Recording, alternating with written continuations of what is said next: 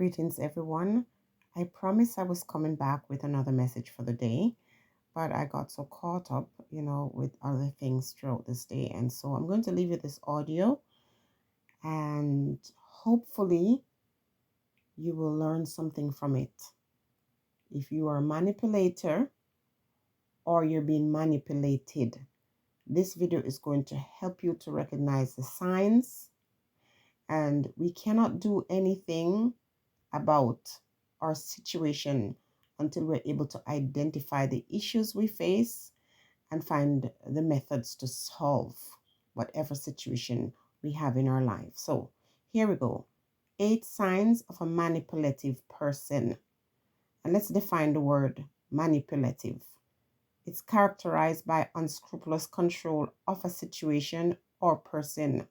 Control, change, or warp behavior or perception of others. It involves the use of deception and underhanded methods to achieve personal aims. So, in general, a person who is manipulative is quite exploitative and very cunning. Number 1, they instill self-doubt in others. They are so good at doing what they do best, and in that way they affect another person's self-confidence. They do things to make you feel bad about yourself. It's like an art. They're so good at it that even if you had good confidence, when you're dealing with a manipulative person, they will shred your self-esteem. Number 2, they're expert at guilt tripping. They know how to make you feel bad about yourself or anything that you've done. The emotional manipulation is one method that they use to force you to be submissive so that they can control your actions. Strong factor in getting you to do whatever they want you to do. So the manipulator wants you to do anything they want you to do. They put people under a kind of control that you end up doing anything for them. And when you're not able to do it, you feel guilty. This guilt is placed on you through some kind of subversive means.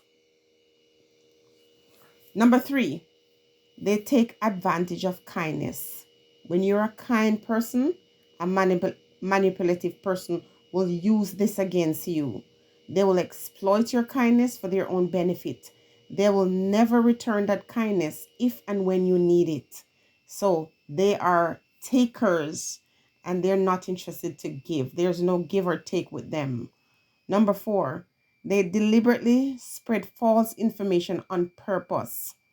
In an attempt to control the conversation, they will present false stories to get you to expose your feelings, then make themselves victim by letting you feel you did them wrong or you did something wrong. So for example, they'll put out a story out there on themselves. There are people who actually do these things, they spread false stories on themselves, start gossip, or put pictures out there, expose pictures just so they can get attention and then make themselves a victim in that. That's how scary some of these individuals are. Okay. And when they put the false stories out there and they are then the victim, they will come back now by letting you feel like you did them wrong, when in reality, they are the ones who did this themselves. Number 5, they will never accept their responsibility or take any blame for the things that they do in any situation. They are masters at shifting the blame. That woe is me is their anthem.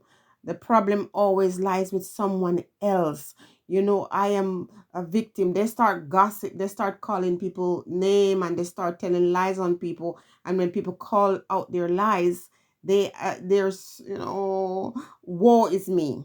I can't think of another word or expression that is better to explain that situation. Number 6, they are great at hiding their manipulative traits. They can disguise their intention that make you question what you know is truth. And there's nothing more upsetting than knowing the truth and somebody convincing you, and sometimes you can't prove otherwise. You can't prove that what you know is true, because when you're done, you question it yourself. They bend the truth in such a way that you question your sanity. The moment you start to question your own sanity, the longer they can hide behind the facade. Number 7, they play like they're oblivious to the lies that they tell or the deceptive things that they do. When they're confronted, they act like they have no clue about what you're saying or what they have done to destroy other people. By the time they're done with you, you start questioning your own judgment. This gives them the chance to continue their selfish agenda or exploits. I want you to listen carefully because I'm going through this really fast. Number 8, they make their behavior seem normal. So it cannot be wrong if it is the norm. And so they help to justify their action and mask their true intention of manipulating you by making you seem like the crazy one and they're the one that is normal. They get you to do whatever it is that they want you to do and question why you would ever think of not doing what is right. But what is right is really not of concern to them. They initially want you to give them their own way, do the thing that benefits them the most. And they don't care if you suffer in the process. They don't care if you're hurting. They don't care if you lack any good thing as long as they get what they want. Some of us, or so many of us, have people that we deal with on a daily basis who are manipulative.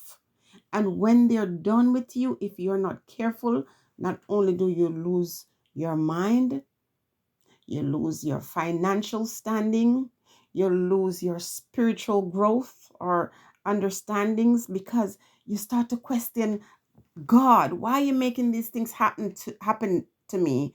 When in reality, it's not God doing that to you, it's the person that you're dealing with. These manipulative persons are dangerous, but they are so cunning that it takes someone who is experienced to realize what they're doing. Let me end with this little story. A woman that I'm talking to has a boyfriend, and the boyfriend told her he's going to jail in January. He told her this from late last year, which didn't really make any sense to me, but this is what he tells the lady. And he said that he needed money to pay for his lawyer. She gave him $600 that she did not really have. She borrowed that money to give to this guy. And then now it's January. He's telling her, I'm going to jail depending on how the money situation goes with my lawyer. If I'm able to pay my lawyer more money now, then I'll be able to stay out of jail longer. But if I don't pay the money now, I'm going to have to go whenever. Now, this woman actually believes this. And when you're in love with somebody, if you can get him to stay longer outside of jail, you're going to produce this money. What he actually is doing is manipulating her in an attempt to get more money from her. It is such a common thing, especially in a certain type of relationship that I'm not going to name here because it's a very sensitive thing around here nowadays.